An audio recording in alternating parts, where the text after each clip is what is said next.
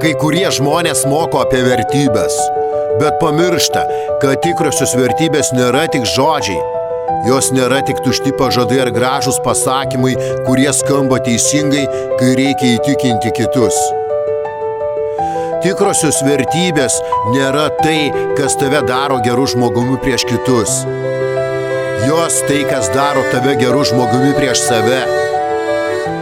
Bet kiek daug jų, kaip ir žmonių, kurie apsimeta, jie dėvi šypsenas, kurios slepia tikrąją veido išraišką. Jie kalba apie sąžiningumą, apie meilę, apie pagalbą kitiems. Bet kai ateina laikas realiai kažką padaryti, jie pasitraukia, jie slepiasi už tų pačių žodžių.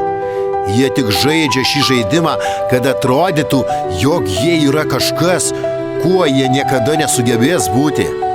Jie apsimeta. Apsimetėliai. Kiek kartų aš žiūrėjau į jų akis ir matydavau tik tuštumą. Jie sako vieną, bet daro kitą. Jie dėvi rūbus, kurie atrodo kaip vertybės, bet po jais slepiasi kažkas visiškai priešingo. O tu bandai patikėti, kad jie iš tikrųjų turi tai, ką sako turintis? Tu bandai pasitikėti jų žodžiais, nes nori tikėti, kad pasaulis nėra toks apgaulingas, kaip jis atrodo. Bet tada ateina tas momentas, kai tu pamatai, kad vertybės nebuvo niekada jų pagrindas, tik priemonė manipuliuoti. Ir tai skauda. Skauda matyti, kaip žmonės, kuriuos laikai pavyzdžių, tarsi sulaužo tavo tikėjimą, nes jie neturi to, apie ką kalba.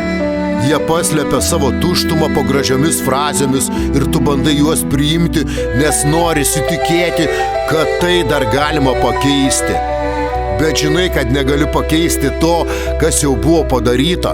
Ir tu niekada nepakeisi apsimetėlio, nes jie tiki, kad jų apgaulė ar melas tai jų ginklas ir stiprybė. Bet galiausiai jie praranda tai. Praranda pasitikėjimą savimi, nes buvo pagauti meluojant ir apgaudinėjant. Juk tikros vertybės, jos nepastatytos ant melo. Jos yra giliau nei tik žodžiai. Jos atsiskleidžia per veiksmus.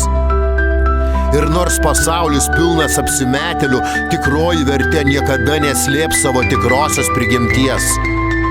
Ir net jei apsimetėlį laimi šiandien, tikros vertybės laimės rytoj, nes jos nesikeičia keičiantis aplinkybėms. Jos neišnyksta, nes jos nešamos širdyje.